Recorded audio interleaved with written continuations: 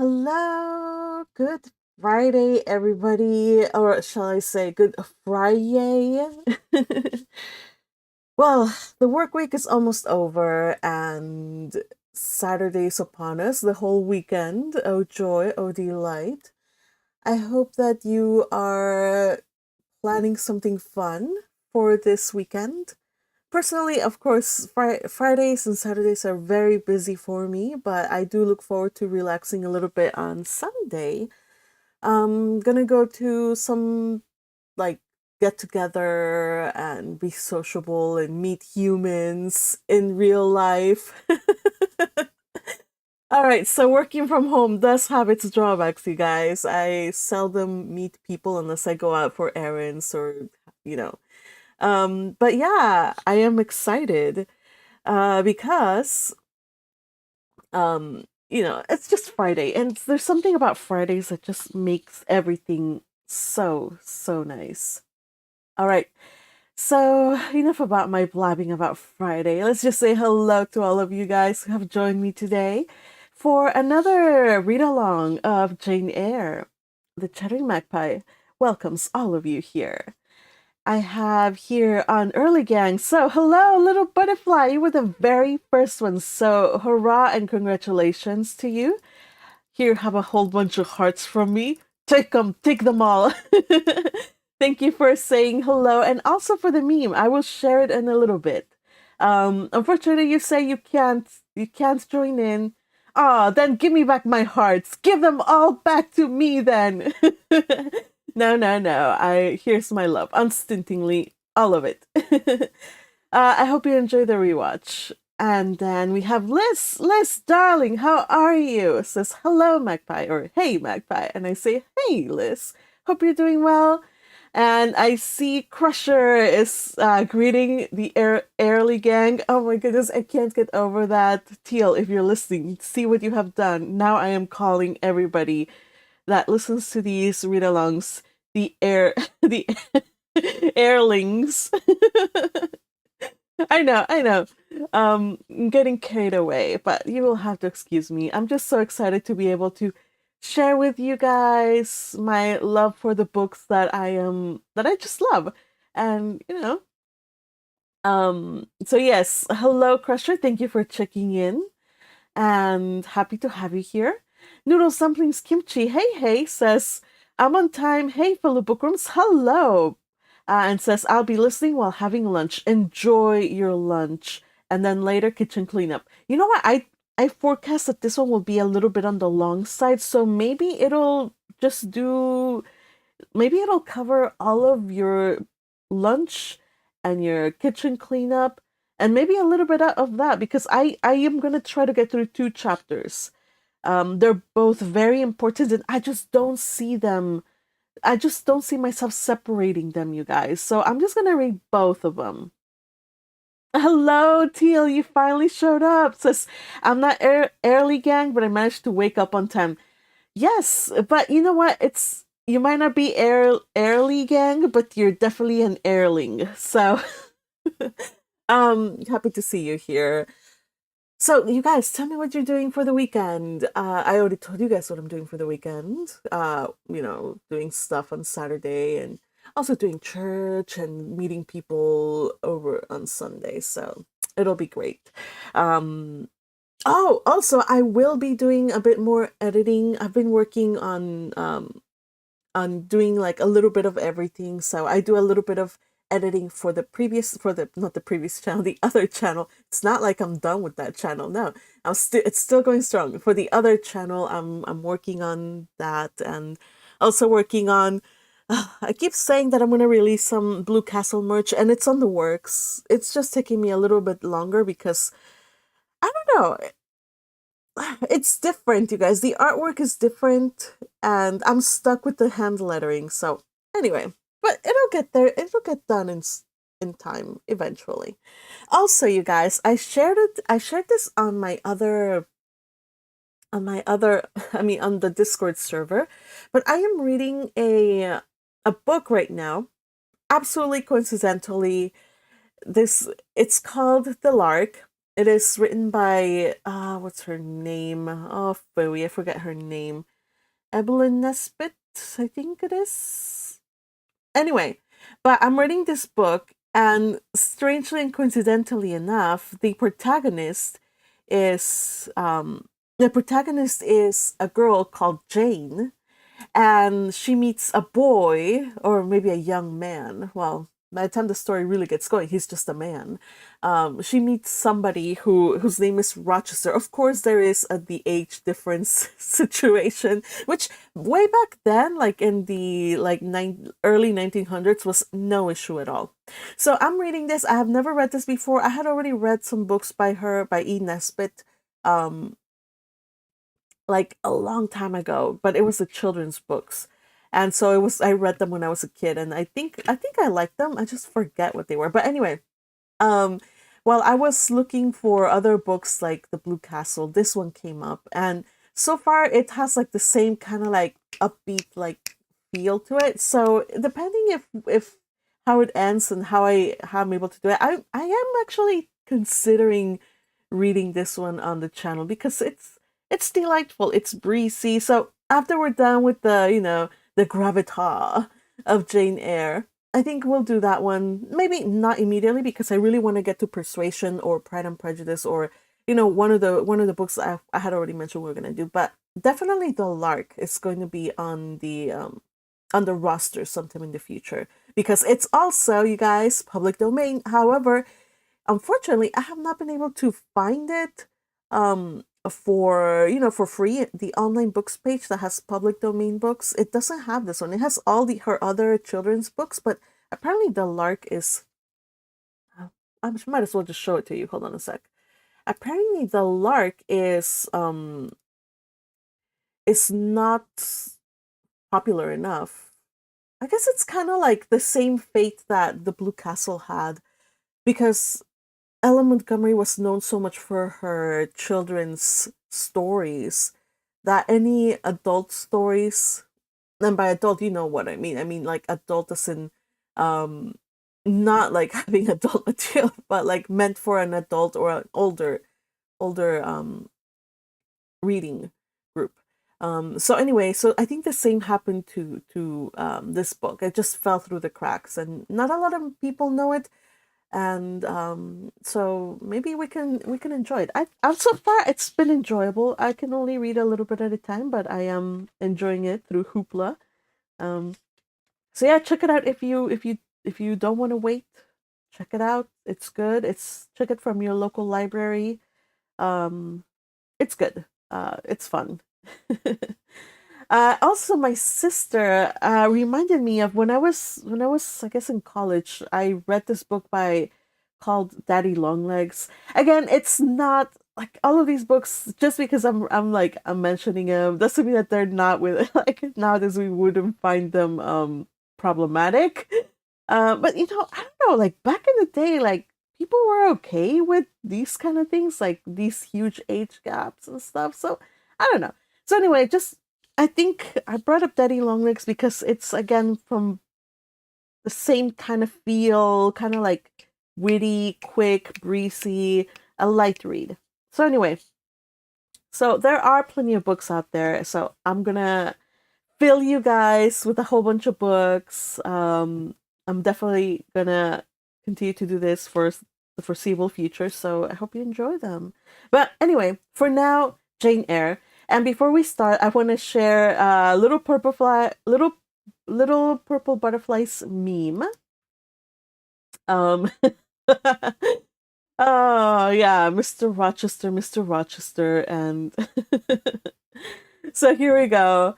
The duality of Jane Eyre. She's a saint and also a witch, according to Mr. Rochester. So okay, Mr. Rochester, make your own mind. Well, a saint or an elf, I guess.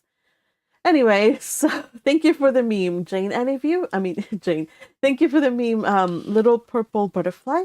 And if anybody here has any things they want to watch, or I mean, any memes they want to share, do be sure to send them my way. All right, everybody. So I think it's time for us to get reading. I believe everybody that was gonna get here is here, and if not, they can catch up. Let's do this, you guys. Let's read some Jane Eyre. So I'll catch you up to speed to those of you who haven't yet joined us or who missed a few sessions or whatever. Jane Eyre, orphan, grew up in a school that was very harsh, a school for girls, but she did rise up to become a teacher at that school. But she was like, my life is limited here. I want to go and see the great wide world, the great wide world. So she advertises for a position as a governess. She accepts a position at Thornfield Hall, and she finally met her employer, Mr. Rochester. She's educating his ward, little Adele, a little French girl. We don't know how they're related yet, but we will soon. I think in this read along we'll know. And then now we will. So far, we still don't kind of get a proper feel for him. He seems like a very grumpy kind of fellow. So let's see what Jane continues to make of him, and how. Yeah, there's also stuff about this place we haven't really. Charlotte Brontë hasn't really like given us too much to be afraid of, but there's something mysterious, as the blurb says. There's something mysterious about Thornfield Hall, and we're gonna get to some of that today. So anyway, I'm planning on reading 2 chapters today, so I hope you enjoy it. I have my water, my chapstick. Where's my chapstick? Okay, here's the chapstick. Today I am using Soft Lips raspberry with what? With green tea extract. The protectant sunscreen. I don't know why I need the sunscreen because I'm not gonna go outside. Plus, it's super overcast today, so Anyway, I don't know why I said that. You don't need to know what I'm using. But anyway, that's what what I used. Okay. Water, chapstick, check. Everybody here, awesome people, check. Let's do this, everybody. Music? Get out of here. Okay. That's 14, right? Yes, that is 14. Chapter 14. For several subsequent days, I saw little of Mr. Rochester. In the mornings, he seemed much engaged with business, and in the afternoon, gentlemen from Millcote or the neighborhood called, and sometimes stayed to dine with him. When his spring was well enough to admit horse exercise, he rode out a good deal, probably to return these visits, and he generally did not come back till late at night.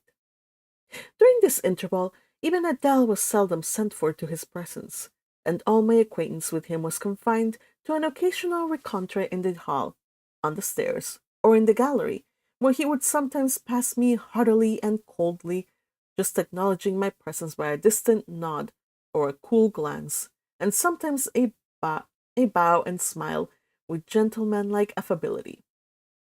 His changes of mood did not offend me, because I saw that I had nothing to do with their alternation. The ebb and flow depended on causes quite disconnected with me. One day he had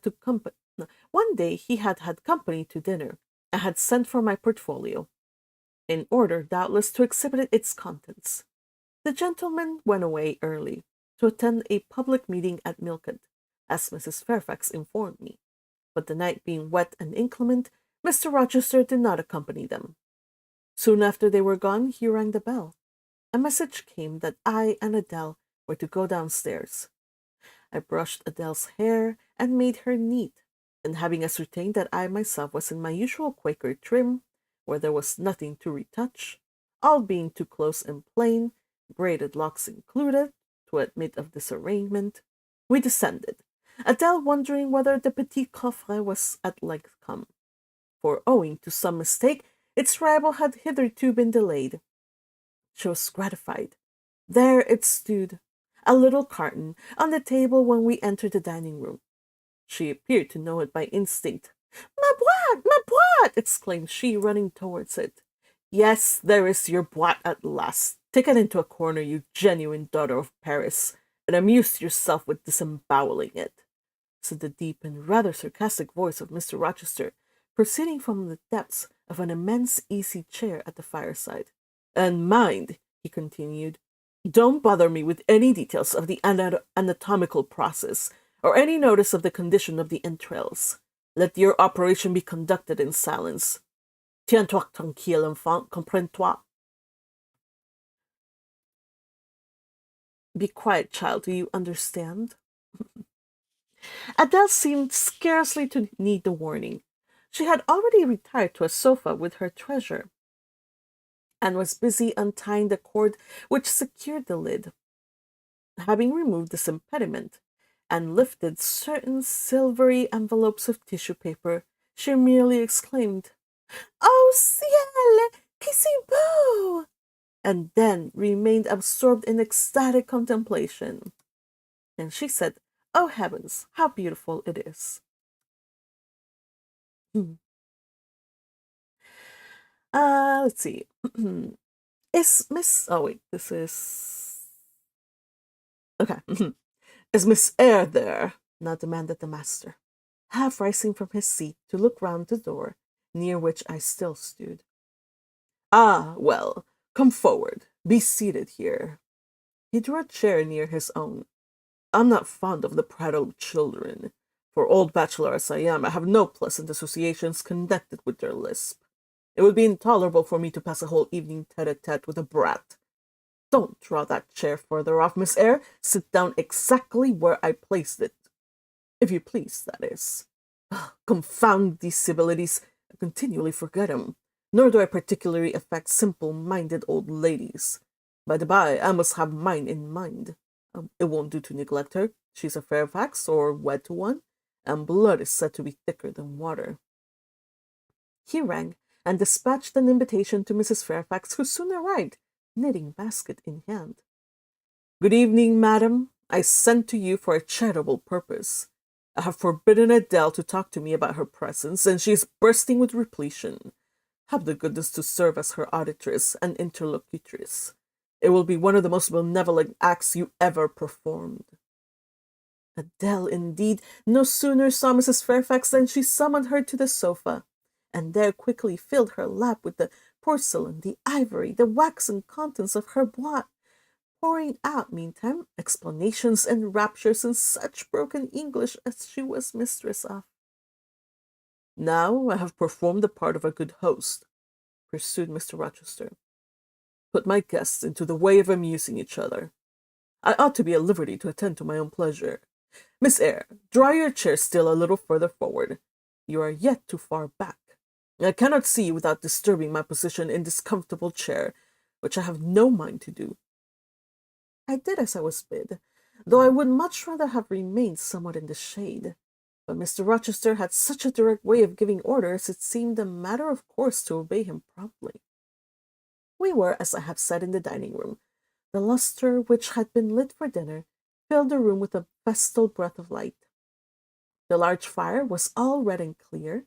The purple curtains hung rich and ample before the lofty window and loftier arch. Everything was still, save the subdued chat of Adele.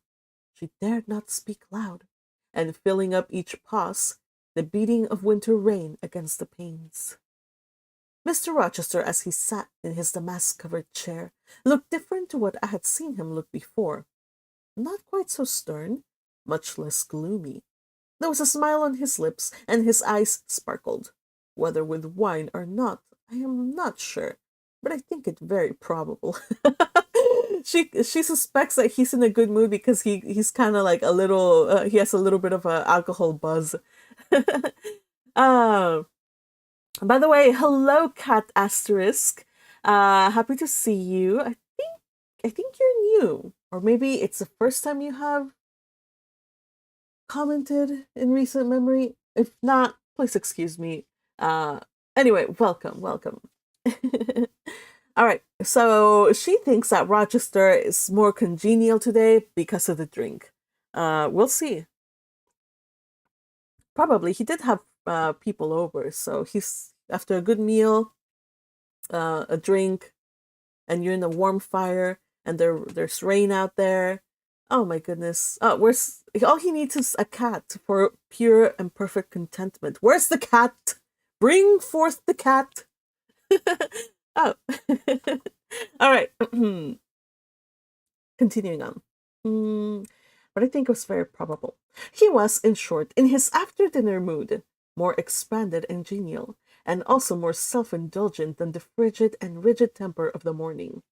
Still, he looked preciously grim, cushioning his massive head against the swelling back of his chair, and receiving the light of fire on his granite-hewn features and in his great dark eyes, for he had great dark eyes, and very fine eyes too, not without a certain change in their depth sometimes which, if it was not softness, reminded you at least of that feeling. He had been looking 2 minutes at the fire, and I had been looking the same length of time at him, when, turning suddenly, he caught my gaze fastened on his physiognomy. "You examine me, Miss Eyre," said he. "Do you think me handsome?" I should, if I had deliberated, had replied to this question by something conventionally vague and polite, but the answer somehow slipped from my tongue before I was aware. "No, sir." "Ha! By my word, there's something singular about you," said he. "You have the air of a little nonnette. I think that's a nun. Quaint, quiet, grave, and simple, as you sit with your hands before you, and your eyes generally bent on the carpet, except by the by when they are directed piercingly to my face, as just now, for instance. And when one asks you a question or makes a remark to which you are obliged to reply, you rap out a round rejoinder which, if not blunt, is at least brusque. What do you mean by it?" "Sir, I was too plain. I beg your pardon. I ought to have replied that it was not easy to give an impromptu answer to a question about appearances, that tastes mostly differ, and that beauty is of little consequence, or something of that sort." "You ought to have replied no such thing. Beauty of little consequence, indeed." And so, under pretense of softening the previous outrage, of stroking and soothing me into placidity, you stick a sly penknife under my ear. Go on. What fault do you find with me, pray? I suppose I have all my limbs and all my features like any other man?" "Mr. Rochester, allow me to disown my first answer. I intended no pointed repartee. It was only a blunder." "Just so. I think so, and you shall be answerable for it. Criticize me. Does my forehead not please you?" He lifted up the sable waves of hair which lay horizontally over his brow, and showed a solid enough mass of intellectual organs, but an abrupt deficiency where the suave sign of benevolence should have risen. "Now, ma'am, am I a fool?" "Far from it, sir. You would perhaps think me rude if I inquired in return whether you're a philanthropist?" There again, another stick of the penknife, wherein she pretended to pat my head. "And that is because I said I did not like the society of children and old women. Low be it spoken. No, young lady, I am not a general philanthropist, but I bear a conscience." He pointed to the prominences which are said to indicate that faculty, and which, fortunately for him, were sufficiently conspicuous, giving indeed a marked breadth to the upper part of his head. "And besides, I once had a kind of rude tenderness of heart. When I was as old as you, I was a feeling fellow enough, partial to the unfledged, unfostered, and unlucky. But fortune has knocked me about since. She has even kneaded me with her knuckles, and now I flatter myself I am hard and tough as an india-rubber ball. Pervious, though, through a chink or two still, and with one sentient point in the middle of the lump. Yes, does that leave hope for me?" "Hope of what, sir?" "Of my final retransformation from india-rubber back to flesh." Decidedly he has had too much wine, I thought, and did not know what answer to make to his queer question. How could I tell whether he was capable of being retransformed? "You look very much puzzled, Miss Eyre, and though you are not pretty any more than I am handsome, yet a puzzled air becomes you. Besides, it is convenient, for it keeps those searching eyes of yours away from my physiognomy, and busies them with the worsted flowers of the rug. So puzzle on. Young lady, I am disposed to be gregarious and communicative tonight. With this announcement, he rose from his chair and stood, leaning his arm on the marble mantelpiece. In that attitude, his shape was seen plainly as well as his face. His unusual breadth of chest, disproportionate almost to his length of limb. I am sure most people would have thought him an ugly man, yet there was so much unconscious pride in his port, so much ease in his demeanor, such a look of complete indifference to his own external appearance, so haughty a reliance on the power of other qualities, intrinsic, intrinsic or adventitious, to atone for the lack of mere personal attractiveness that, in looking at him, one inevitably shared the indifference, and even in a blind, imperfect sense, put faith in the confidence. I am disposed to be gregarious and communicative tonight, he repeated, and that is why I sent for you. The fire and chandelier were not sufficient company for me, nor would Pilate have been, for none of these can talk. Adele is a degree better, but still far below the mark. Mrs. Fairfax, ditto. Ha! Mrs. Fairfax is at the same level as Adele. You, I am persuaded, can suit me if you will. You puzzled me the first evening I invited you down here. I have almost forgotten you since. Other ideas have driven yours from my head, but tonight I am resolved to be at ease, to dismiss what importunes and recall what pleases. It would please me now to draw you out, to learn more of you. Therefore, speak.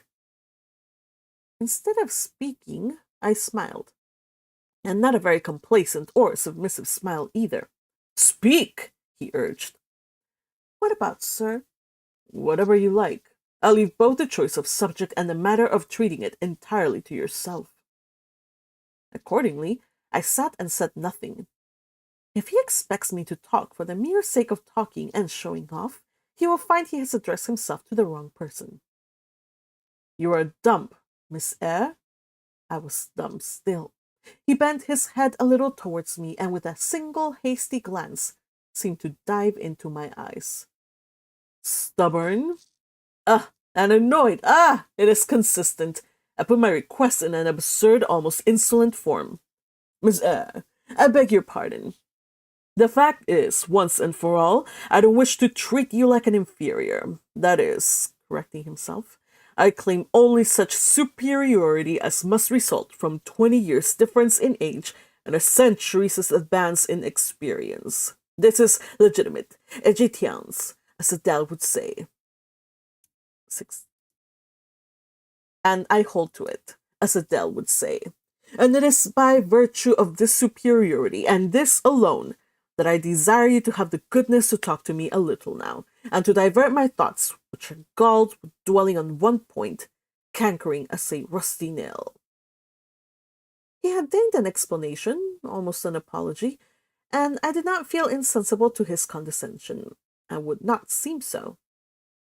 I am willing to amuse you, if I can, sir, quite willing, but I cannot introduce a topic because I do not know what will interest you. Ask me questions, and I will do my best to answer them. Then, in the first place, do you agree with me that I have a right to be a little masterful? Abrupt, perhaps to be a little masterful, abrupt, perhaps exacting sometimes, on the grounds I stated, namely that I am old enough to be your father, and that I have battled through a varied experience with many men of many nations, and roamed over half the globe, while you have lived quietly with one set of people in one house? Do as you please, sir. That's no answer, or rather it is a very irritating one, because or rather it is a very irritating because a very evasive one. Reply clearly. I don't think, sir, you have a right to command me, merely because you are older than I, or because you have seen more of the world than I have. Your claim to superiority depends on the use you have made of your time and experience. Good on you, Jane. Good on you. Yeah, don't let him. Yeah, he's being a a silly bludgeon. All right. Let's see. Promptly spoken, but I won't allow that, seeing that it would never suit my case. as I have made an indifferent, not to say a bad use of both advantages. Leaving superiority out of the question, then, you must still agree to receive my orders now and then, without being piqued or hurt by the tone of command. Will you?" I smiled. I thought to myself, Mr. Rochester is peculiar. He seems to forget that he pays me £30 per annum for receiving his orders. "The smile is very well," said he, catching instantly the passing expression. "But speak too." "I was thinking, sir, that very few masters would trouble themselves to inquire whether or not their paid subordinates were piqued and hurt by their orders." "Paid subordinates? What? You're my paid subordinate, are you?" "Oh, yes, I had forgotten the salary. Well, then, on that mercenary ground, will you agree to let me hector you a little?" "No, sir, not on that ground, but on the ground that you did forget it, and that you care whether or not a dependent is comfortable in his dependency. I agree heartily." "And will you consent to dispense with a great many conventional forms and phrases without thinking that the omission arises from insolence?" "I am sure, sir, I should never mistake informality for insolence. One I rather like, the other nothing freeborn would submit to, even for a salary." Humbug! Most things freeborn will submit to anything for a salary. That is true. Oh, Jane, Jane, Jane. I wish what you said were true, but a bunch of us would would submit to just about anything as long as we're getting paid. A few instances of love of my job come to mind, but okay. But yeah, she has her her heart in the right place. It would be lovely if that were true. Anyway, humbug! Most things freeborn will submit to anything for a salary. Therefore, keep to yourself and don't venture on generalities of which you are intensely ignorant. However, I mentally shake hands with you for your answer, despite its inaccuracy, and as much for the manner in which it was said. As for the substance of the speech, the manner was frank and sincere. One does not often see such a manner. No, on the contrary, affectation, or coldness, or stupid, coarse-minded misapprehension of one's meaning are the usual rewards of candor. Not 3,000 raw schoolgirl governesses would have answered me as you have just done. But I don't mean to flatter you. If you are cast in a different mold to the majority, it is no merit of yours. Nature did it. And then, after all, I go too fast in my conclusions. For what I yet know, you may be no better than the rest. You may have intolerable defects to counterbalance your few good points. And so may you, I thought. My eye met his as the idea crossed my mind. He seemed to read the glance, answering as if its import had been spoken as well as imagined. Yes, you are right," said he. "I have plenty of faults of my own, I know it, and I don't wish to palliate them, I assure you. God, I need not be too severe about others. I have a past experience, a series of deeds, a color of life to contemplate within my own breast, which might well call my sneers and censures from my neighbors to myself." I started, or rather, for like other defaulters, I like to lay half the blame on ill fortune and adverse circumstances. I was thrust on to a wrong tack at the age of 21. I have never recovered the right course since. But I might have been very different. I might have been as good as you, wiser, almost stainless. I envy you your peace of mind, your clean conscience, your unpolluted memory. Little girl, a memory without blot or contamination must be an exquisite treasure, an inexhaustible source of pure refreshment, is it not? How was your memory when you were 18, sir? All right, then. Limpid, salubrious, no gush of bilge water had turned it to fetid puddle. I was your equal at 18, quite your equal. Nature meant me to be, on the whole, a good man, Miss Eyre. One of the better kind. And you see, I am not so. You would say you don't see it. At least I flatter myself I read as much in your eye. Beware, by the by, what you express with that organ. I am quick at interpreting its language. Then take my word for it. I am not a villain. You are not to suppose that, not to attribute to me any such bad eminence, but owing, I verily believe, rather to circumstances than to my natural bent. I am a trite commonplace sinner, hackneyed in all the poor petty dissipations with which the rich and worthless try to put on life. Do you wonder that I avow this to you? Know that in the course of your future life, you will often find yourself elected the involuntary confidant of your acquaintances' secrets. People will instinctively find out, as I have done, that it is not your forte to tell of yourself, but to listen while others talk of themselves. They will feel, too, that you listen with no malevolent scorn of their indiscretion, but with a kind of innate sympathy, not the less comforting and encouraging, because it is very inobtrusive in its manifestations. How do you know? How can you guess all this, sir? I know it well. Therefore I proceeded almost as freely as if I were writing my thoughts in a diary. You would say I should have been superior to circumstances. So I should. But you see, I was not. When fate wronged me, I had not the wisdom to remain cool.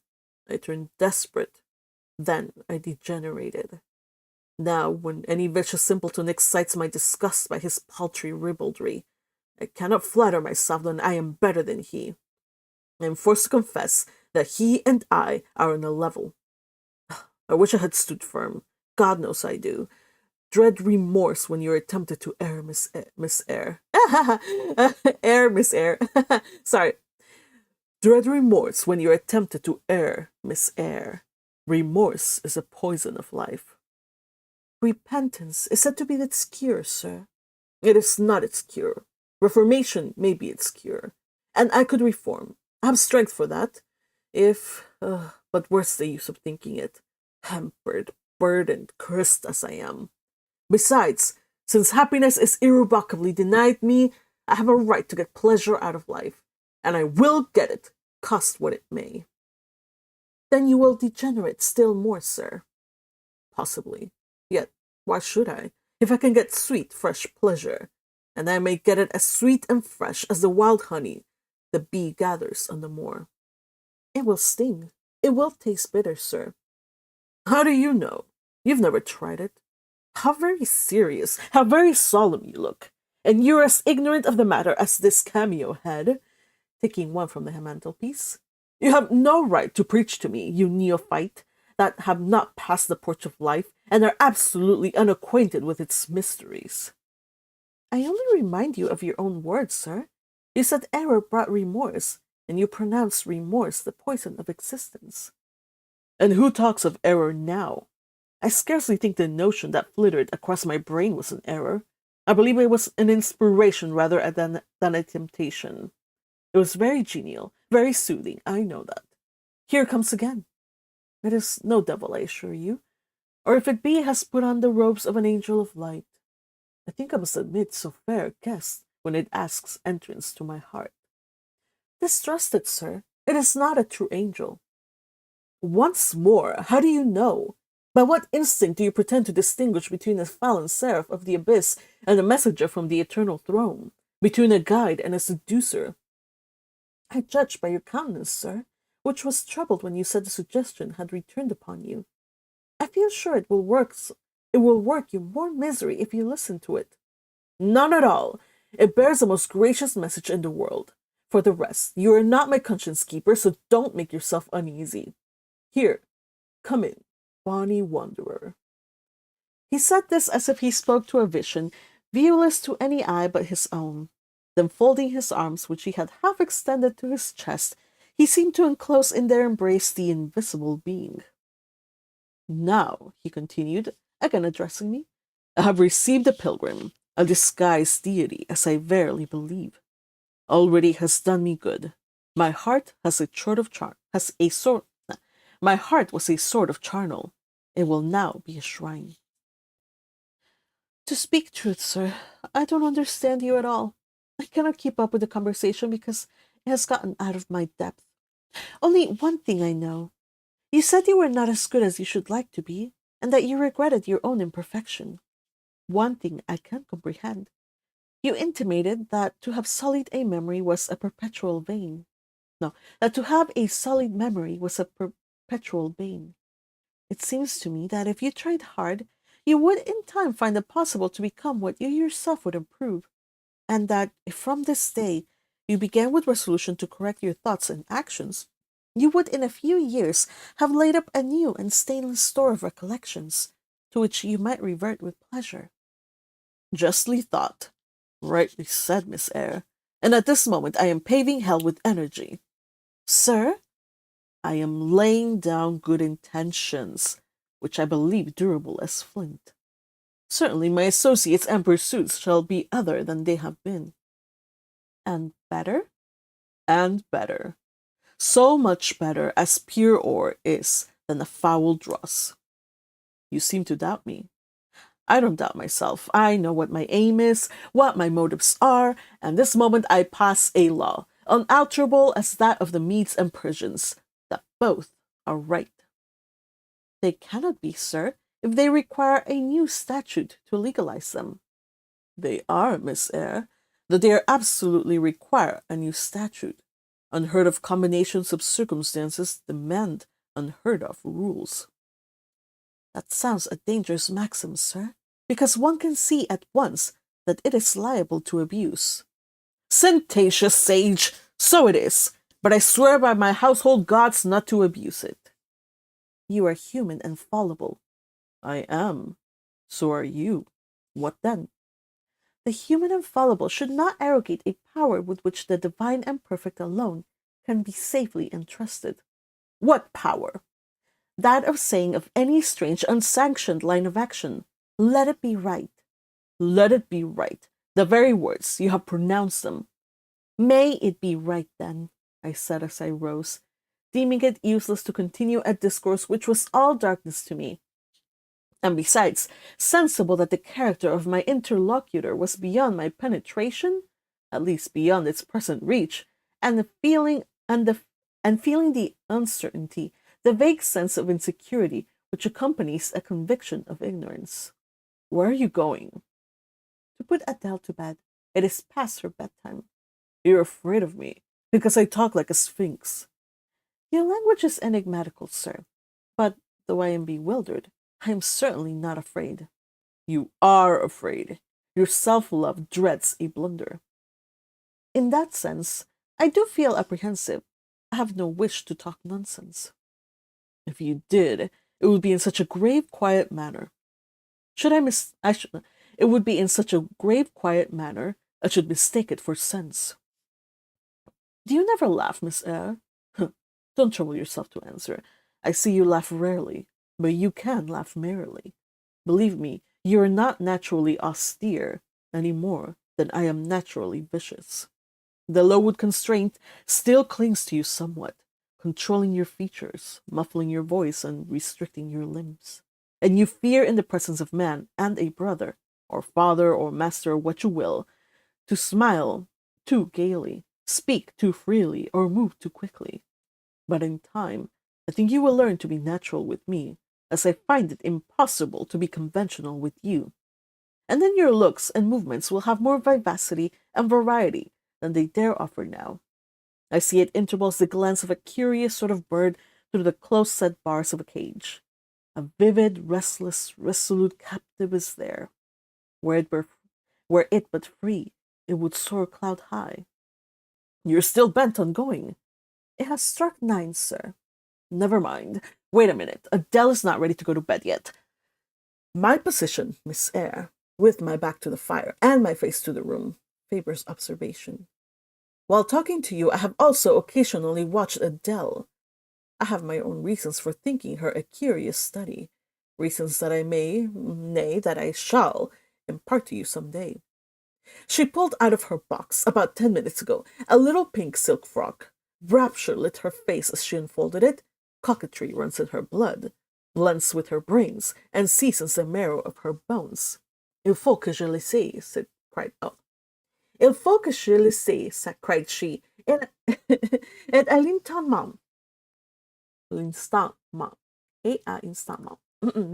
même, says, does this not, I must try it on, and at once. That's what that's what little Adele, she pulled out the dress and she went to go try it on immediately. and she rushed out of the room. She's now with Sophie undergoing a robing process. In a few minutes she will re-enter, and I know what I shall see. A miniature of Cecile Varens, as she is to appear on the boards at the rising of blank. But never mind that. However, my tenderest feelings are about to receive a shock. Such is my presentiment. Stay now to see whether it will be realized. Ere long, Adele's little foot was heard tripping across the hall. She entered, transformed as her guardian had predicted.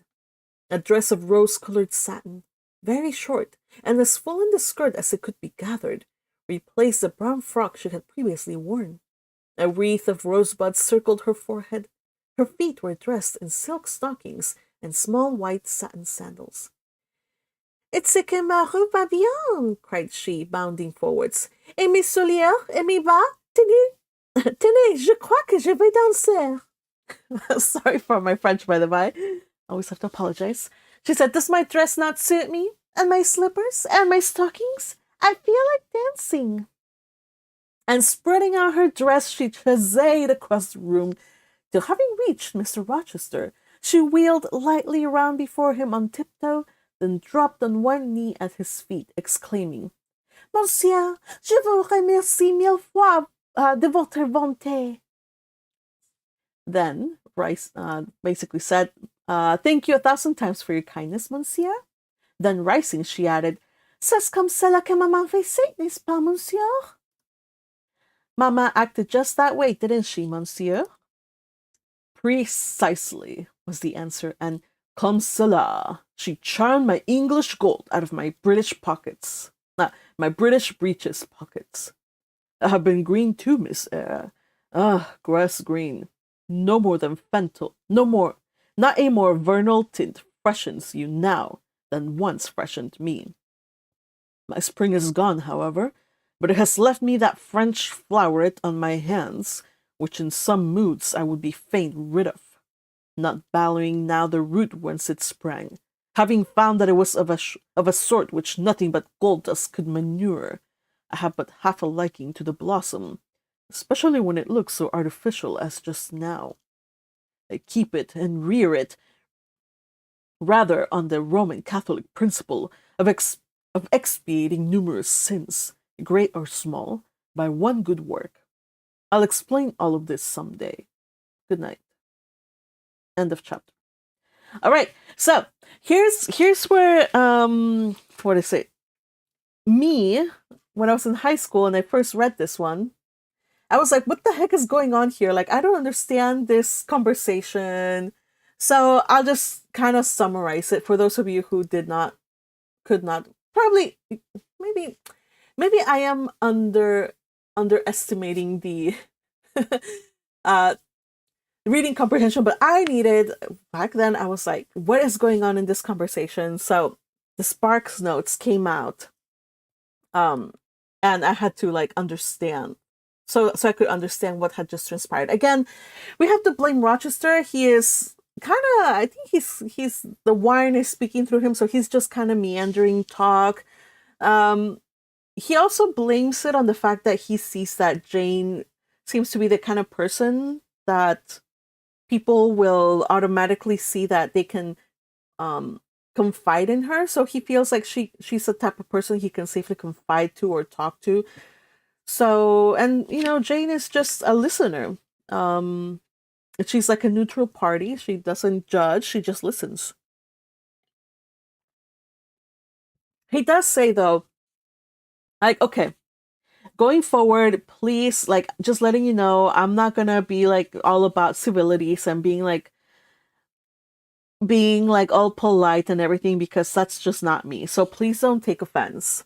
Which is kind of decent of him, because like she said, like he's her boss. Like, why? And back then governesses were like lowly servants. Well, not quite lowly like servants. They were still a little bit more like upper in status than regular servants, but still, she's still his paid somebody he pays within, she's somebody in his payroll. So she's like, well, it's strange because you're probably the only person that would ask their paid subordinates or somebody they paid if their feelings were hurt by the way they address them. Um, and so he's like, yeah, okay. So he wants her to talk because he feels apparently he has so much baggage going on in his mind, his past. He talked a little bit about his past. He said at 21 he did something that is now like he's reaping it. He's basically can't get rid of this whatever happened in the past. So he's from there on he just decided to just like let himself go and just became this dissolute person who just is bitter and yeah. So but he says he didn't start off that way. It's not his fault. It was fate. He says, of course, everybody's gonna say that. I wonder if he would be the type to admit that it was some mistake he did, or he's gonna continually blame it on fate. Doesn't really matter because what happened happened. But now he's like, okay, well, I think though that if I do good or if I have some positive influence, I may be able to maybe become a better person.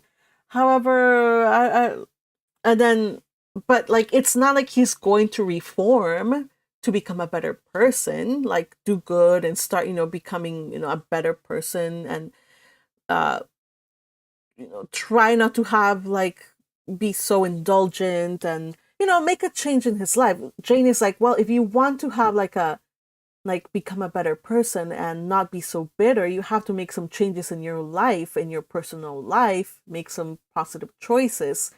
And he's like, yeah, that's not going to work for me. I don't want to make changes, but I can find a way that will make my life easier and happier. It might not be the best way to go about it because, because it might not be the best way to go about it, but it's within my reach to just get whatever pleasure I can out of life, and I want to do that. I don't want to change. I just want, to have a more peaceful and better existence. But she's like, I don't know what this guy is on, because again, it's probably the wine talking. But he's like, yeah, I have a great idea. Something just came to me like a great idea, and I'm going to entertain it. I'm going to possibly follow through with this idea. We don't know what this idea is. Jane herself has no idea what he's talking about. We will know about his idea later on. But anyway, all of this is just going to make sense afterwards. So anyway, so we do also see a little bit more story of Cecile Varens. Cecile? Yeah, Cecile Varens, and who's Adele's mom. And he mentioned something about his relationship with her. We'll know more about this in the next chapter, so don't worry. So yeah, I hope that was kind of like clearish. Let's see. Okay, so Kat says, thank you. I've been listening, but this is the first time I've commented. Ooh, okay. So welcome. Happy to see you. Please continue to chat. You can put anything on the chat. It makes me happy to see people on the chat. Though I know possibly people listen to this while they're doing other stuff. So if it's not possible, please don't chat. If you're driving, please don't chat. But yeah, I always look forward to reading your thoughts, either in the chat or in the comments. Liz Leper says, yep, he definitely is reaping what he sowed. Yeah, he is definitely, he could have been a better person, and he's now embittered, sometimes angry. But it's on him. Like, we all make mistakes, and it's on him, as Jane said, to make the changes necessary. And to to reform or whatever. But he doesn't want to. He just wants to like, nah, like, I don't like being bitter. I don't like having these dark thoughts. So I'm just gonna like do like get around that by any means possible. Rather than make a change, he'll just do anything but make that change. So let's see. We'll see what that is later. Now, we're gonna see about we're gonna talk learn more about Adele and Cecile and how they're related in this next chapter. And by the way, excuse my French, but I don't think it has too many French. Pardon my French. No, literally, pardon my French, you guys. uh, so okay, let's do this chapter. It's a good one. So hang on, don't go. Let's read chapter 15 of Jane Eyre.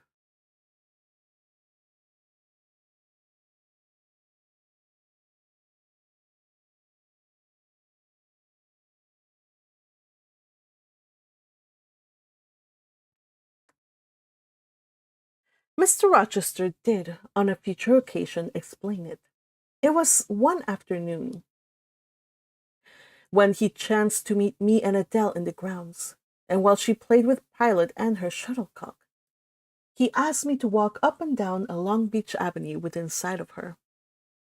He then said that she was the daughter of a French opera dancer, Celine, sorry, I got the name wrong, Celine Varens, towards whom he had once cherished what he called a grande passion. This passion Celine had professed to return with even superior ardor. He thought himself her idol, ugly as he was. He believed, as he said, that she preferred his style athlete. That is his athlete's figure. His athlete's figure, to the elegance of the Apollo Belvedere.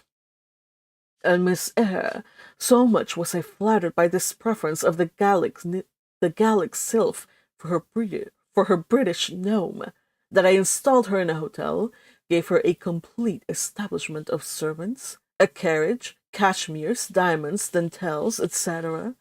In short, I began the process of ruining myself in the received style, like any other spoony. I had not, it seems, the originality to chalk out a new road to shame and destruction, but throw the old track with stupid exactness, not to deviate an inch from the beaten centre. I had, as I deserved to have, the fate of all other spoonies. Happening to call one evening when Celine did not expect me, I found her out. But it was a warm night, and I was tired with strolling through Paris, so I sat down in her boudoir, happy to breathe the air consecrated so lately by her presence. No, I exaggerated. I never thought there was any consecrating virtue about her. It was rather a sort of pastille perfume she had left, a scent of musk and amber, than an odor of sanctity. I was just beginning to stifle with the fumes of conservatory flowers and sprinkled essences, when I bethought myself to open the window and step out on the balcony. It was moonlight and gaslight besides, and very still and serene. The balcony was furnished with a chair or two. I sat down and took out a cigar. I will take one now, if you excuse me. Here ensued a pause, filled up by the producing and lighting of a cigar. Having placed it to his lips and breathed a trail of Havana incense on the freezing and sunless air, he went on. I liked bonbons too in those days, Miss Eyre, and I was croquant, crunching. Overlooked the barbarism, croquant chocolate confites, and smoking alternately, watching meantime the equipages that rolled along the fashionable streets towards the neighboring opera house, when in an elegant close carriage, drawn by a beautiful pair of English horses, and distinctly seen in the brilliant city night, I recognized the voiture I had given Celine. She was returning. Of course, my heart thumped with impatience against the iron rails I leant upon. The carriage stopped, as I had expected, at the hotel door. My flame, that is the very word for an opera inamorata, alighted, though muffled in a cloak, an unnecessary encumbrance by the by on so warm a June evening. I knew her instantly by her little foot, seen peeping through from the skirt of her dress as she skipped from the carriage step. Bending over the balcony, I was about to murmur "Mon ange," in a tone, of course, which should be audible to the ear of love alone, when a figure jumped from the carriage after her. Cloaked, also, but that was a spurred heel which had rung on the pavement, and that was a hatted head which now passed under the arched porte-cochere of the hotel. You never felt jealousy, did you, Miss Eyre? Of course not. I need not ask you, because you never felt love. You have both sentiments yet to experience. Your soul sleeps. The shock is yet to be given which shall waken it. You think all existence lapses in as quiet a flow as that in which your youth has hitherto slid away. Floating on with closed eyes and muffled ears, you neither see the rocks bristling not far off in the bed of the flood, nor hear the breakers boil at their base. But I tell you, and you may mark my words, you will come some day to a craggy pass in the channel, where the whole of life's stream will be broken up in a whirl and tumult, foam and noise. Either you will be dashed to atoms on crack points, or lifted up and borne on by some master wave into a calmer current, as I am now. I like this day. I like that sky of steel. I like the sternness and stillness of the world under this frost. I like Thornfield, its antiquity, its retirement, its old crow trees and thorn trees, its grey facade, and lines of dark windows reflecting that metal welkin. And yet how long have I abhorred the very thought of it, shunned it like a great plague house. How I do still abhor... He ground his teeth and was silent. He arrested his step and stuck his boot against the hard ground. Some hated thought seemed to have him in its grip, and to hold him so tightly that he could not advance. We were ascending the avenue when he thus paused. The hall was before us, lifting his eye to its battlements. He cast over them a glare such as I never saw before or since. Pain, shame, ire, impatience, disgust, detestation seemed momentarily to hold a quivering conflict in the large pupil dilating under his ebon eyebrow. Wild was the wrestle which should be paramount, but another feeling rose and triumphed. Something hard and cynical, self-willed and resolute. It settled his passion and petrified his countenance as he went on. During the moment I was silent, Miss Eyre, I was arranging a point with my destiny.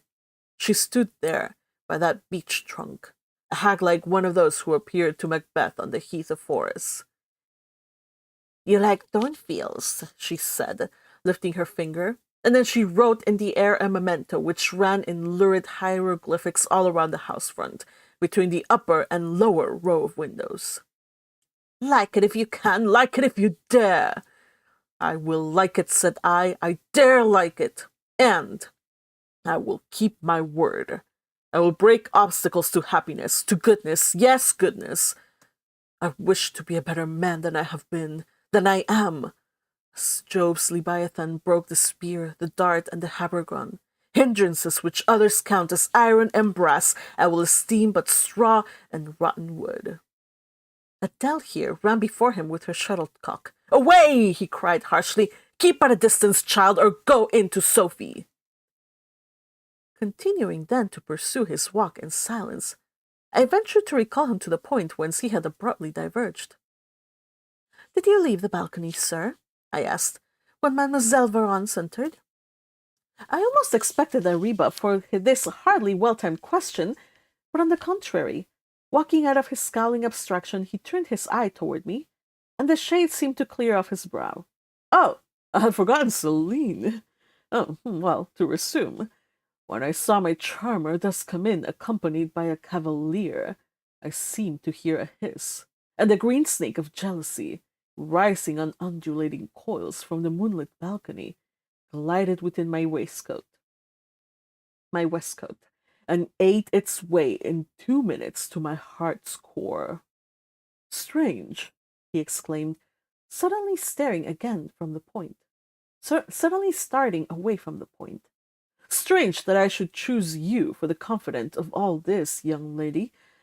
Passing strange that you should listen to me quietly, as if it were the most usual thing in the world for a man like me to tell stories of his opera mistresses to a quaint, inexperienced girl like you.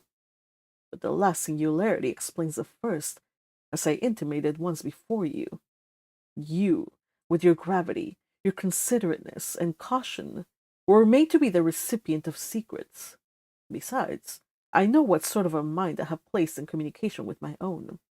I know it is not one liable to take infection. It is a peculiar mind. It is a unique one. Happily, I do not mean to harm it, but if I did, it would not take harm from me. The more you and I converse, the better, for while I cannot blight you, you may refresh me. After this digression, he proceeded. I remained in the balcony. They will come to her boudoir. They will come to her boudoir, no doubt, thought I. Let me prepare an ambush. So putting my hand in through the open window, I drew the curtain over it, leaving only an opening through which I could take observations. Then I closed the casement, all but a chink, just wide enough to furnish an outlet to lovers' whispered vows. Then I stole back to my chair, and I resumed it. The pair came in. My eye was quickly at the aperture. Celine's chambermaid entered, lit a lamp, left it on the table, and withdrew. The couple were thus revealed to me clearly. Both removed their cloaks, and there was the Varens shining in satin and jewels, my gifts, of course, and there was her companion in an officer's uniform, and I knew him for a young roué of a viscount, a brainless and vicious youth whom I had sometimes met in society. I had never thought of hating because I despised him so absolutely. On recognizing him, the fang of the snake jealousy was instantly broken, because at the same moment my love for Celine sank under an extinguisher. A woman who could betray me for such a rival was not worth contending for. She deserved only scorn. Less, however, than I, who had been her dupe. They began to talk.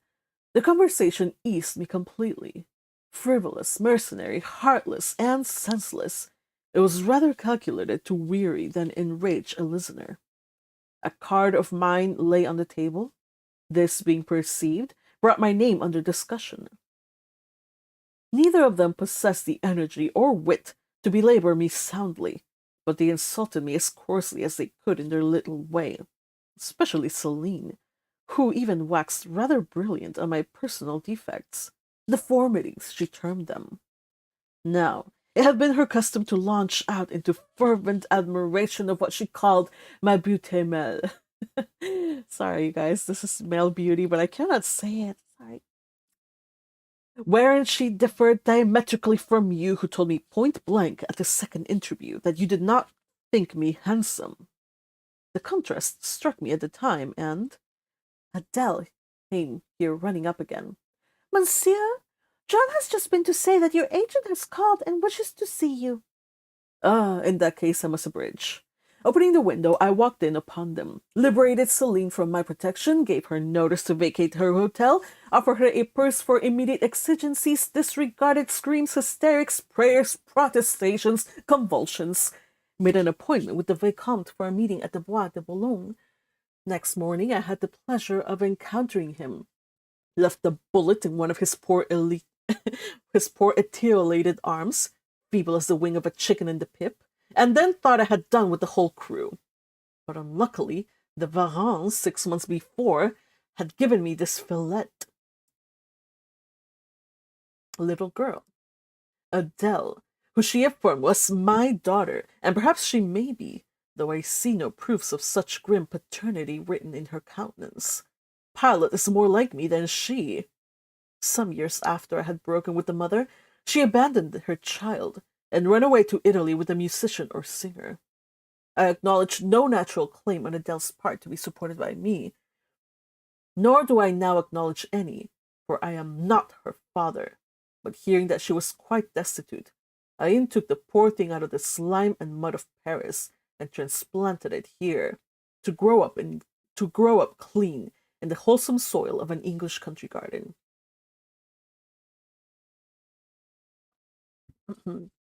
Mrs. Fairfax found you to train it, but now you know that it is the illegitimate offspring of a French opera girl. You will perhaps think differently of your post and protege. You will be coming to me some day with notice that you have found another place, that you beg me to look out for a new governess, etc. Eh? No. Adele is not answerable for either her mother's faults or yours. I have a regard for her, and now that I know she is, in a sense, parentless, forsaken by her mother and disowned by you, sir, I shall cling closer to her than before. How could I possibly prefer the spoiled pet of a wealthy family who would hate her governess as a nuisance to a lonely little orphan who leans toward her as a friend? Oh, that is the light in which you view it. Hm.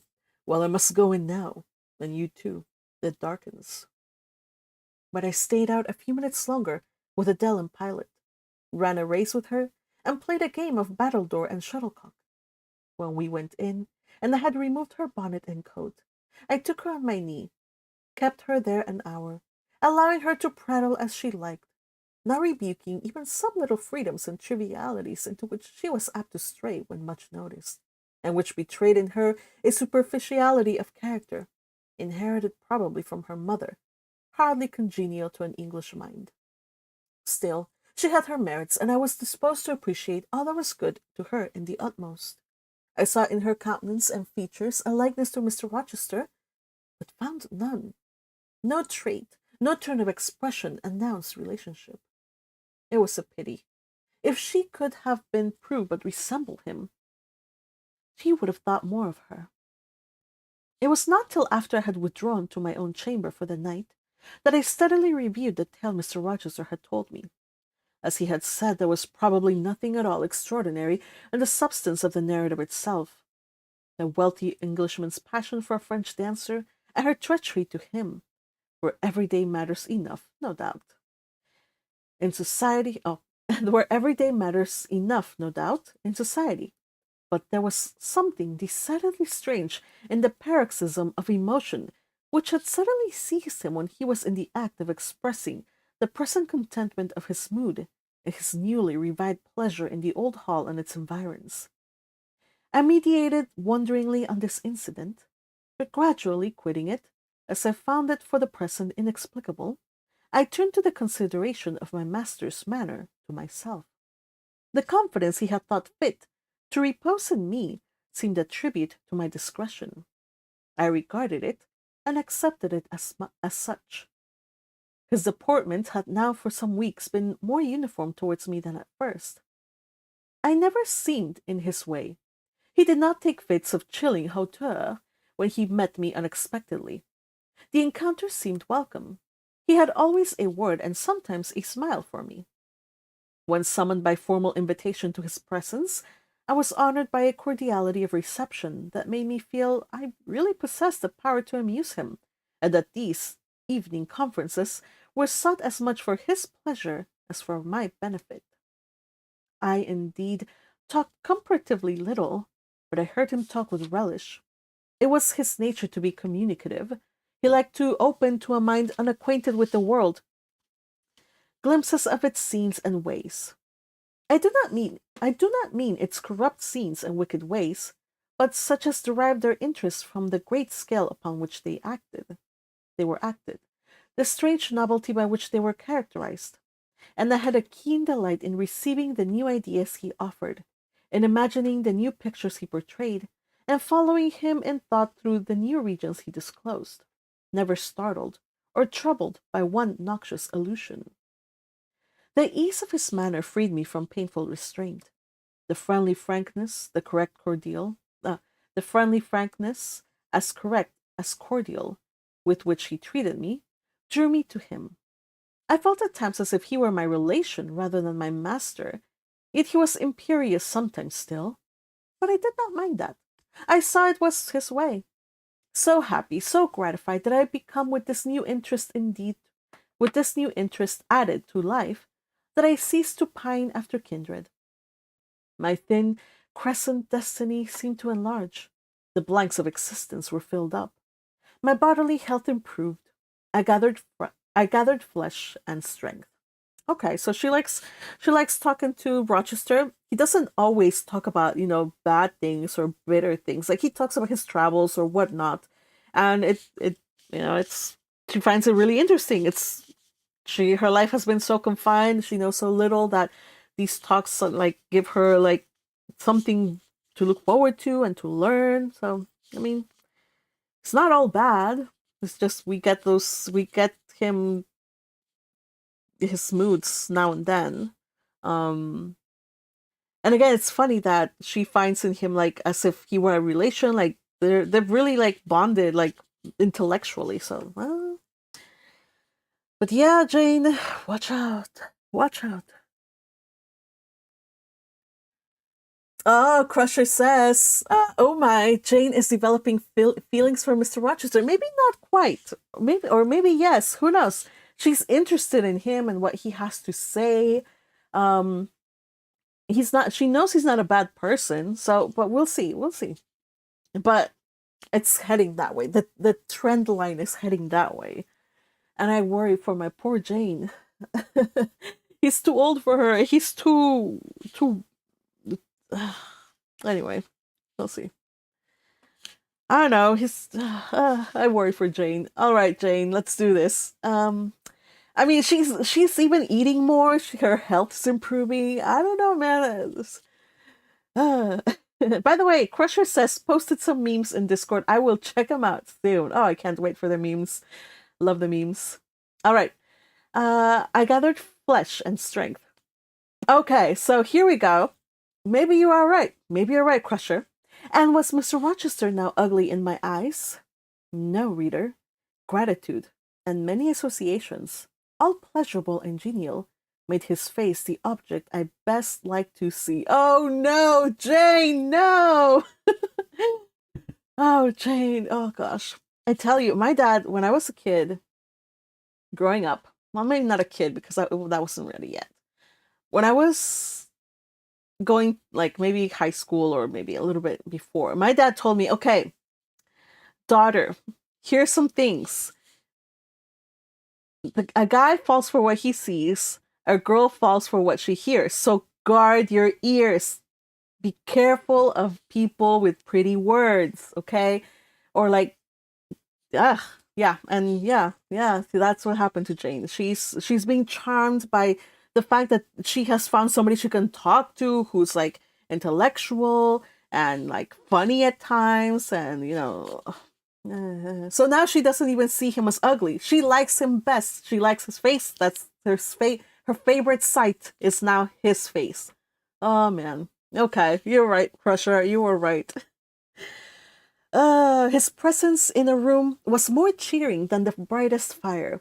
Yet I had not forgotten his faults. Good for you, Jane. Indeed, I could not, for he brought them frequently before me. He was proud, sardonic, harsh to inferiority of every description. In my secret soul, I knew that his great kindness to me was balanced by unjust severity to many others. He was moody, too, unaccountably so. I saw more than once, when he sent for to read to him, found him sitting in his library alone, with his head bent on his folded arms, and when he looked up, a morose, almost a malignant scowl blackened his features. But I believe that his moodiness, his harshness, and his former faults of morality, I say former, for now he seemed corrected of them, had their source in some cruel cross of fate. I believed he was naturally a man of better tendencies, higher principles, and purer tastes than such as circumstances had developed, education instilled, or destiny encouraged. I thought there were excellent materials in him, though for the present they hung together somewhat spoiled and tangled. I cannot deny that I grieved for his grief, whatever that was, and would have given much to assuage it. Though I had now extinguished my candle, and this is back to yeah. This is now her after she thought about what Rochester told her about Celine and Adele and all that stuff. So going back to that. Though I had not extinguished my candle and was laid down in bed, I could not sleep for thinking of his look when he paused in the avenue, and told how his destiny had risen up before him, and dared him to be happy at Thornfield. Why not? I asked myself. What alienates him from this house? Will he leave it again so soon? No, will he leave it again soon? Mrs. Fairfax said he seldom stayed here longer than a fortnight at a time, and he has now been resident 8 weeks. Oh, dang, 8 weeks. If he does so, the change will be doleful. Suppose he should be absent spring, summer, and autumn. How joyless sunshine and fine days will seem. I hardly know whether I had slept or not after this musing. At any rate, I started wide awake on hearing a vague murmur, peculiar and lugubrious, which sounded, I thought, just above me. I wished I had kept my candle burning. The night was drearily dark. My spirits were depressed. I rose and sat up in bed, listening. The sound was hushed. I tried again to sleep, but my heart beat anxiously. My inward tranquillity was broken. The clock, far down in the hall, struck 2. Just then, it seemed my chamber door was touched, as if fingers had swept the panels in groping a way along the dark gallery outside. I said, "Who is there?" Nothing answered. I was chilled with fear. All at once I remembered that it might be Pilot, who, when the kitchen door chanced to be left open, not unfrequently found his way up to the threshold of Mr. Rochester's chamber. I had seen him there myself in the mornings. The idea calmed me somewhat. I lay down. Silence composes the nerves, and as an unbroken hush now reigned again through the whole house, I began to feel the return of slumber. But it was not fated that I should sleep that night. A dream had scarcely approached my ear when it fled affrighted, scared by a marrow-freezing incident enough. This was a demonic laugh, low, suppressed, and deep, uttered, as it seemed, at the very keyhole of my chamber door. The head of my bed was near the door, and I thought at first the goblin laughter stood at my bedside, or rather, crouched by my pillow.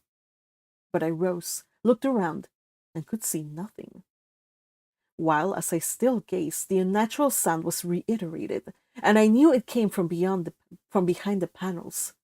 My first impulse was to rise and fasten the bolt. My next, again, to cry out, "Who is there?" Something gurgled and moaned. Ere long, steps retreated up the gallery toward the third-story staircase. A door had lately been made to shut in that staircase. I heard it open and close, and all was still. Was that Grace Poole? And is she possessed by a devil? I thought. Impossible now to remain longer by myself. I must go to Mrs. Fairfax. I hurried on my frock and a shawl. I withdrew the bolt and opened the door with a trembling hand. There was a candle burning just outside, and on the matting in the gallery. I was surprised at this circumstance, but still more was I amazed to perceive the air quite dim, as if filled with smoke, and while looking to the right and left to find whence these blue wreaths issued, I became further aware of a strong smell of burning.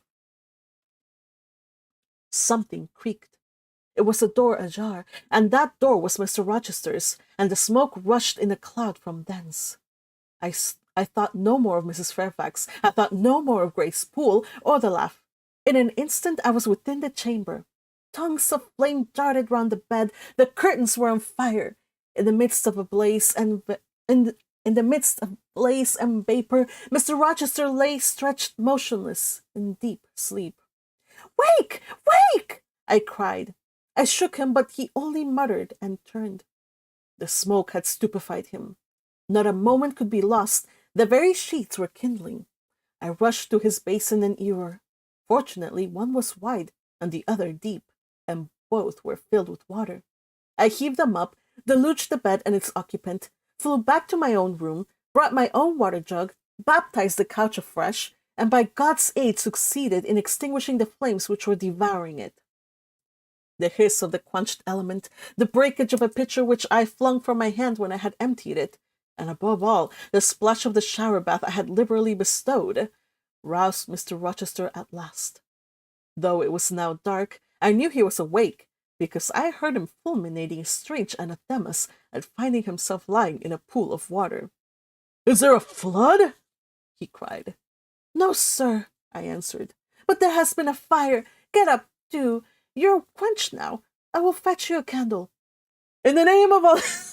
I love this line. Okay, sorry. In the name of all the elves in Christendom, is that Jane Eyre? He demanded. What have you done with me, witch, sorceress? Who is in the room besides you? Have you plotted to drown me? I will fetch you a candle, sir, and in heaven's name, get up! Somebody has plotted something. You cannot too soon find out who and what it is. There, I am up now, for at your peril you fetch a candle yet. Wait 2 minutes till I get some dry garments, if any dry there be. Yes, here's my dressing gown. Now run! I did run. I brought the candle, which still remained in the gallery. He took it from my hand, held it up, surveyed the bed, all blackened and scorched, the sheets drenched, the carpet round swimming in water. What is this, and who did it? He asked. I briefly related to him what had transpired. The strange laugh I had heard in the gallery, the step ascending to the 3rd story, the smoke, the smell of fire, which had conducted me to his room, in what state I had found matters there, and how I had deluged him with all the water I could lay my hands on. He listened very gravely. His face, as I went on, expressed more concern than astonishment. He did not immediately speak when I had concluded. Shall I call Mrs. Fairfax? Mrs. Fairfax? No. What the deuce would you call her for? What can she do? Let her sleep unmolested. Then I will fetch Leah and wake John and his wife. Not at all. Just be still. You have a shawl on. If you're not warm enough, you may take my cloak yonder. Wrap it about you and sit down in the armchair. There, I will put it on. Now, place your feet on the stool to keep them out of the wet. I'm going to leave you a few minutes. I shall take the candle. Remain where you are till I return. Be as still as a mouse. I must pay a visit to the 2nd story. Don't move, remember, or call anyone. He went. I watched the light withdraw. He passed up the gallery very softly, unclosed the staircase door with as little noise as possible, shut it after him, and the last ray vanished. I was left in total darkness. I listened for some noise, but heard nothing. A very long time elapsed. I grew weary. It was cold in spite of the cloak, and then I did not see the use of staying, as I was not to rouse the house. I was on the point of risking Mr. Rochester's displeasure by disobeying his orders, when the light once more gleamed dimly on the gallery wall, and I heard his unshod feet tread the matting. I hope it is he, thought I, and not something worse. He re-entered, pale and very gloomy. I have found it all out, said he, setting his candle down on the washstand. It is just as I thought. How, sir? He made no reply, but stood with his arms folded, looking on the ground. At the end of a few minutes, he inquired in rather a peculiar tone, I forget whether you said you saw anything when you opened your chamber door.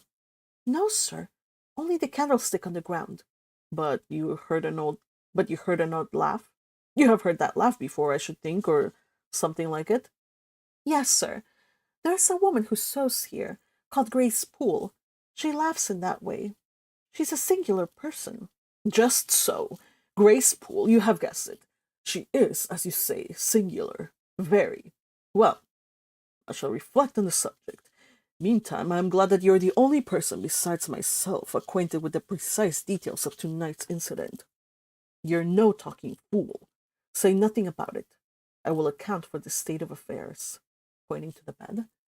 And now return to your own room. I shall do very well on the sofa in the library for the rest of the night. It is near 4. In 2 hours the servants will be up. Good night, then, sir, said I, departing. He seemed surprised, very inconsistently so, as he had just told me to go. What? You're quitting me already, and in that way? But you said I might go, sir.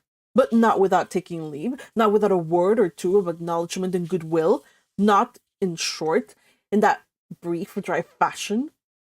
Why, you have saved my life, snatched me from a horrible and excruciating death, and you walk past me as if we were mutual strangers? At least shake hands. He held out his hand. I gave him mine. He took it first in one, then in both his own. You have saved my life. I have a pleasure in owing you so immense a debt. I cannot say more. Nothing else that has been would have been tolerable to me in the character of creditor for such an obligation. But you, it's different.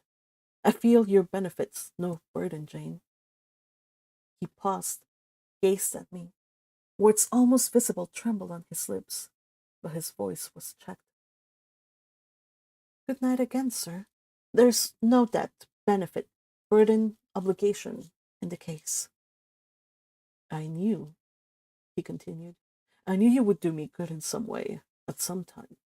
I saw it in your eyes when I first beheld you, and their expression and smile did not strike delight to my very inmost heart, so for nothing. People talk of unnatural sympathies. I have heard of good genii. There are grains of truth in the wildest fable. My cherished preserver. Good night. Strange energy was in his voice, strange fire in his look. I am glad I happened to be awake, I said, and then I was going. What? You will go? I am cold, sir. Cold? Yes, standing in a pool. Go then, Jane, go. But he still retained my hand, and I could not free it. I bethought myself of an experiment. I think I hear Mrs. Fairfax move, sir, said I. Well, leave me. He relaxed his fingers, and I was gone. I regained my couch, but never thought of sleep. Till morning dawn I was tossed on a buoyant but unquiet sea, where billows of trouble rolled under surges of joy. I thought sometimes I saw beyond its wild waters a shore, sweet as the hills of Belua, and now and then a freshening gale, wakened by hope, bore my spirit triumphantly towards the bourne. But I could not reach it even in fancy. A counteracting breeze blew off land and continually drove me back. Sense would resist delirium. Judgment would warn passion. Too feverish to rest, I rose as soon as day dawned. End of chapter. Whoa, okay, Jane. Yeah. Okay, so it's happened. What do you guys thought about this chapter, you guys? This is... Actually, it's one of my favorite chapters in the book. Well, there's a lot of favorite chapters in this book, but this is definitely one of them. Again, because of the scene, just the whole exchange that they had.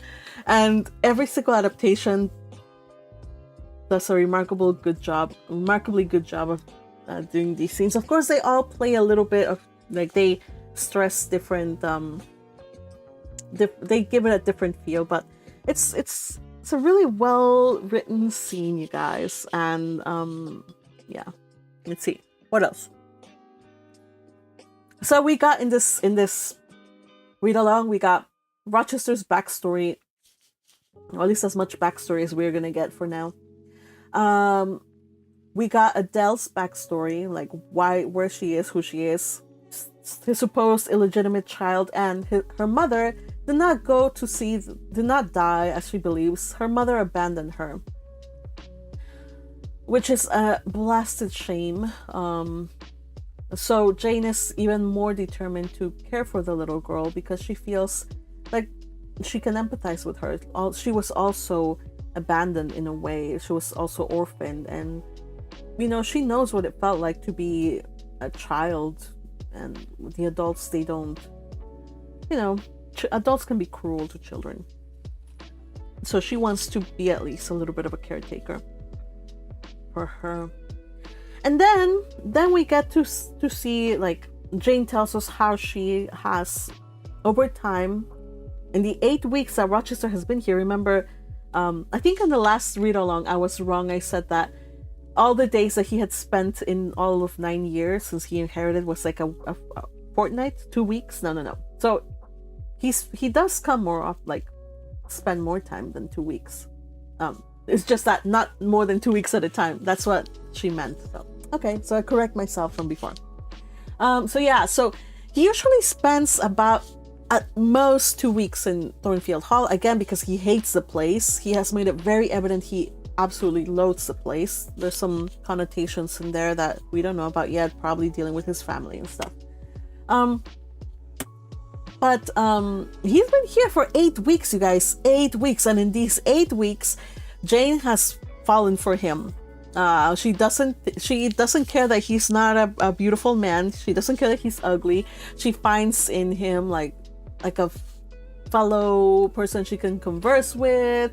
She finds his society. She likes his society.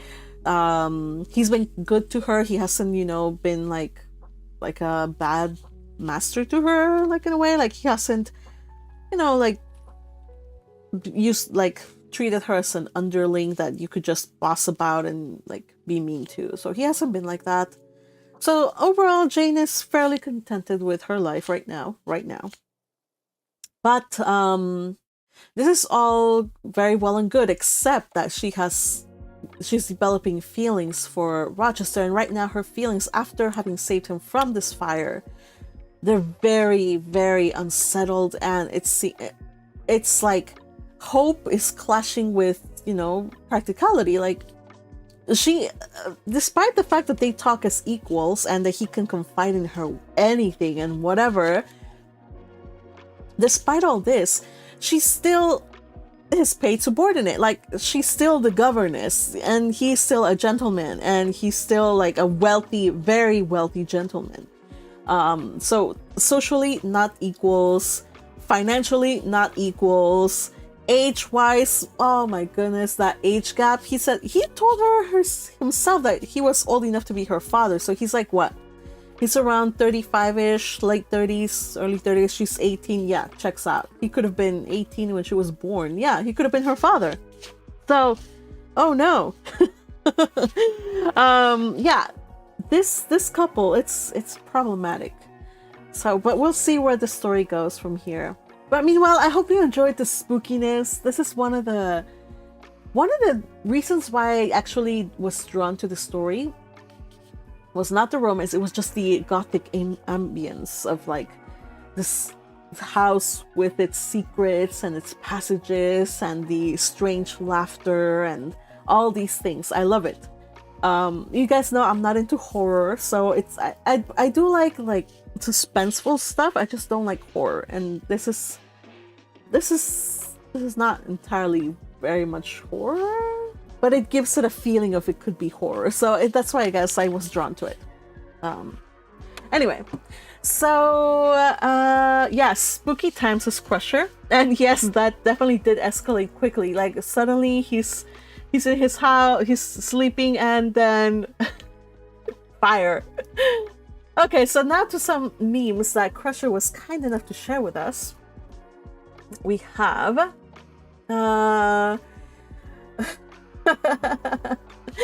yes, there we go. Jane being so straightforward. He's like, do you think me handsome? And she's like, immediately, no. Good on her. Not flattery. Okay, I don't always end up with fires in my room, but when I do, I need my governess to come save me. Yes.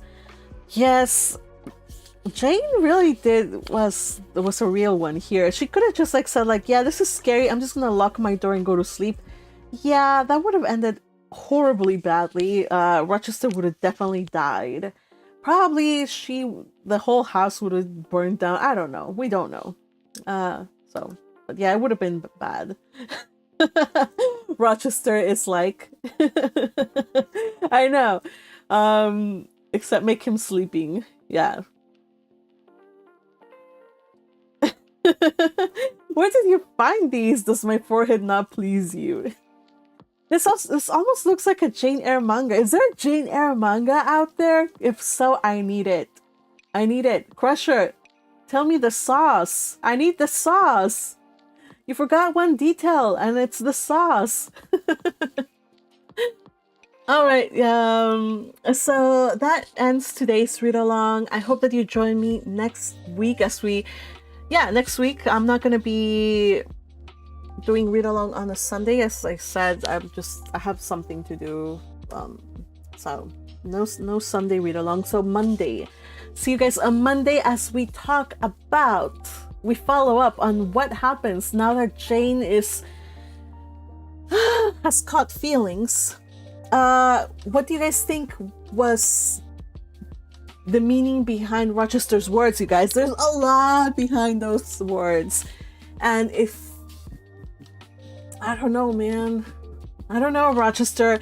Your words can give a girl ideas, so you better be careful what you say. I'm sure he's not saying things to be cruel and to, mislead her, but nevertheless, those words could definitely mislead somebody into thinking you have feelings for the person.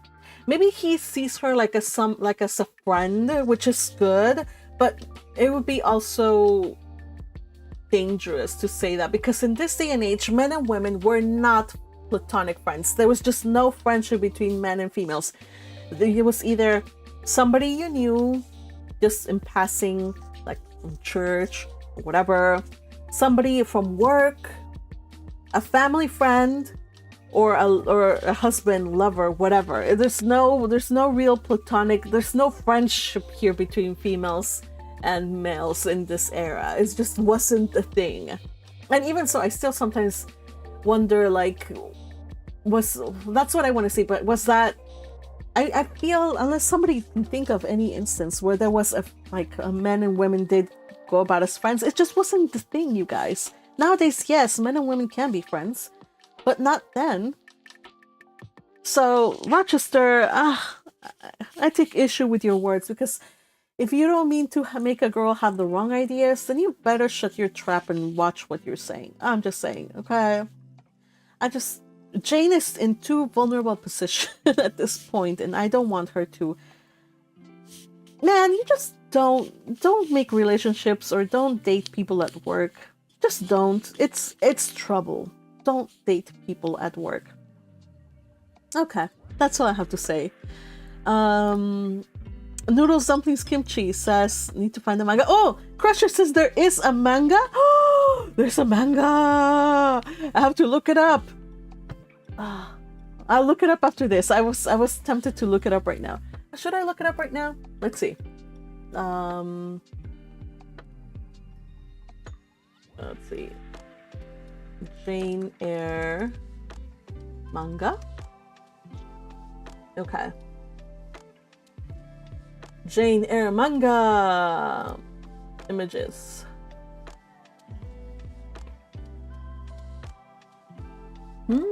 So there is a manga. Oh shit. Spoilers abound here. Never mind. Okay. Yeah, I don't want to spoil the things, you guys. So yeah, so there is a manga. Thank you very much. I did see the cover and it looks like a legit manga. Oh goodness, I can't wait to see it. Okay, I'm gonna go and hunt it down. Oh my gosh, thank you for letting me know there's a manga. And oh my goodness, there's also a Pride and Prejudice manga. What in the world? I am a fan of Pride and Prejudice. Why did I not know this? Okay, let me see if I can see some things. Oh, actually, this is interesting. Hold on a sec. Hold on. Hang with me. I just found the manga pane that goes with this part of the... Okay, here we go. That goes with this... Oh, sorry. That goes with what we just read. I knew you would do me good in some way at some time. I saw it in your eyes when I first... Should I do the Rochester voice? I knew you would do me good in some time. Why do I feel funny right now reading it? I guess because I have his face right there. And then your expression and smile did not strike delight to my very inmost heart for nothing. My church preserver, good night. Oh my gosh, I like it, but oh my goodness, you guys, she looks like a little kid. That's the only thing I don't like. I don't like the fact that she looks like a child, you guys. Why? Author-san, why did you do that? Oh no. Mangaka-san, why did you draw her like that? At least make her eyes look less childlike. She looks like a little girl. Oh my goodness. Am I the only one that says this that's kind of feeling uncomfortable by the look? It might just be me, but maybe if they put her hair up? Maybe. Okay, you guys, I'm gonna hunt it up. Let me see.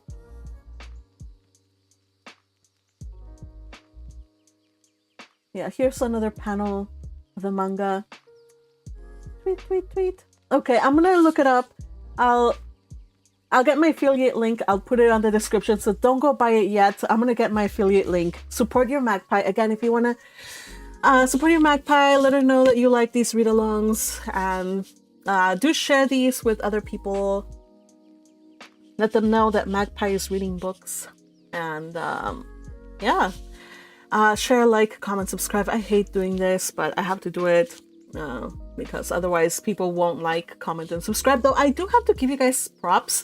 I check my analytics and 90% of you are subscribed. That means the other 10% of you who are not subscribed but are listening to these, please subscribe.